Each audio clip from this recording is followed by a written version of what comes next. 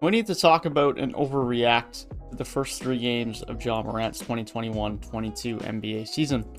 This guy's been on an absolute tear to start the year, leading the Grizzlies to a 2-1 record, and ultimately just barely losing to the Lakers as he missed a game-tying free throw late in the game when he dropped a 40-piece. And ultimately, he's just been leading the way for a Grizzlies team that looks to be very good again this year, but leading them in a much more significant way than he has the last couple of years. He's averaging 35 points along with 8 assists and over a steal a game and nearly a block a game in his first 3 games this season.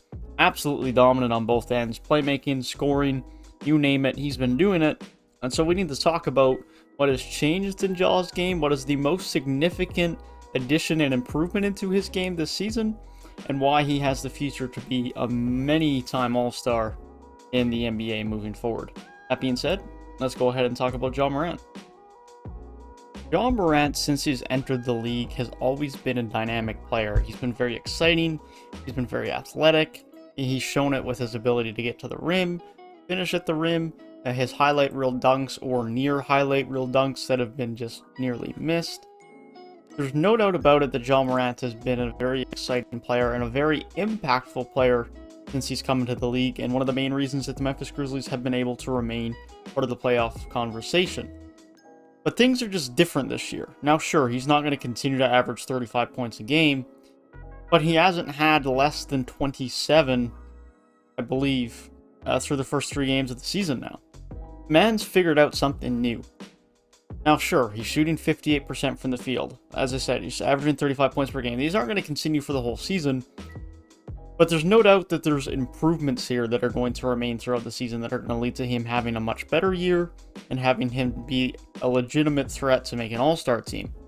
The biggest thing that looks different to me this year from just an individual standpoint is his an increased level of confidence with his three-point shot. He has gone now from his rookie year taking 2.7 a night up to now 3.8 and now 6. And he looks more confident in his shot. He's looking for his three-point shot more. He's hitting them at a much higher rate as well. He shot a bit over 30% from deep last year. But this was still someone, despite that, and despite him not being someone that was heavily respected from deep, he was still able to have great dribble penetration, have a mid-range game, get to the rim, create for others via getting to the paint. And now, having a three-point shot is just what allows him to have so much more going for him. Shooting 6 a night, he's shooting 44% from deep. And it's not just he has a three-point shot now so he can shoot the three. There's a lot more that goes into someone as athletic as Ja Morant's game when he develops a good three-point shot. Because when people have to defend his three-point shot more, when people have to guard him more aggressively on the perimeter, that just means that it's easier for him to get to the rim, to get past guys, and to create those driving lanes for himself, to get into the paint and then create for others. It just opens so much more for him on the offensive end, so much more easily, that he can then take advantage of. Another thing that is beneficial to him this year is that he has Desmond Bane on the court, who personally I think is a better three-point shooter than Kyle Anderson, which does give him a little bit more spacing. And they also have Jaren Jackson Jr. back healthy, who of course is a brilliant shooter and floor spacer at that power forward spot, which just gives him more spacing and more driving lanes. Now sure, Steven Adams isn't exactly sitting on the perimeter, but 1 through 4 they have really good floor spacing. I mean, if you look at this LA Clippers game the other night, Gunnar Melton 4 of 8 from deep, Desmond Bane 4 of 10 from deep. These guys are hitting their shots from deep and giving them good spacing. And that's a big part of what has allowed him to be so successful, is because he has those driving lanes. And so that's not to take away credit from Ja, but the personnel around him is definitely helping him to have those level of driving lanes, just even to a little bit more of a degree as than he has had in the past. And when you're talking about a guy like Kyle Anderson out there, Kyle Anderson's a fine three-point shooter, but he's not amazing. And when you put someone like Desmond Bane out there, of course, Jaren Jackson Jr. was out most of last year. Now he's back in the lineup, and he is a great three-point shooter. 3 of 8 against the Cavs, 3 of 5 against the Clippers, 2 of 6 against the Lakers. He's shooting well from deep, he's doing his thing.